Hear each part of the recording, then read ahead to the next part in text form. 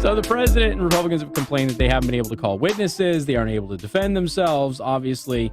So what the president did while Ambassador Yovanovitch was talking today is he tweeted out that she was I think he said something like she was a liar or something. I don't have the tweet in front of me, but so he tweeted out, and do you know what Adam Schiff did? This is how foolish Adam Schiff is. Adam Schiff stops the impeachment inquiry. He stops the hearing. And he reads the tweet. He tells Ambassador Yovanovitch that the president is now attacking you on Twitter and saying this and this. Would you like to respond? So what ended up happening? President Trump got in the hearing and got to say his piece. And they stopped everything to focus on what he was saying. The guy is just an expert level troller. Trump trolled. It's going to be like the new Rick rolled, I think. Trump trolled. It's going to be the replacement.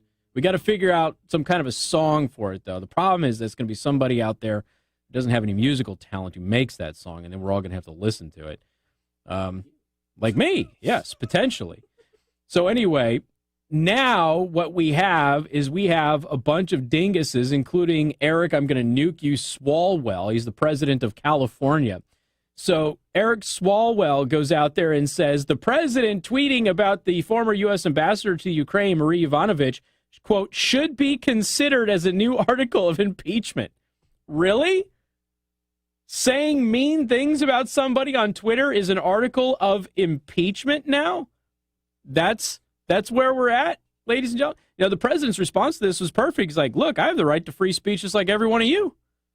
He's like, just because I'm the president, it doesn't go away. I have a right to, if I think you're a hot mess, I get to say you're a hot mess, period, end of story. So, I mean, it's so laughable that they are now literally going on CNN and they're talking with CNN news anchors and saying the president saying mean things about a former ambassador who said mean things about him should be considered an article of impeachment.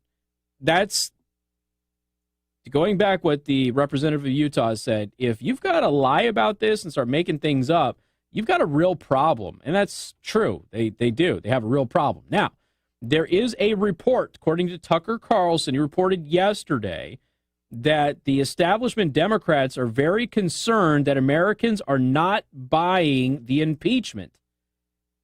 Yeah, I told you that after day one. When your star witnesses come out and say that they have no information about a crime, and they say that, yes, Burisma Holdings is corrupt, and that we should be investigating them, and yes, the Ukrainian government has a long and pervasive history of corruption, and yes, the relationship with Burisma and Hunter Biden has been a major concern going back to 2014, yeah, you tend to shoot a bunch of holes in your argument, don't you?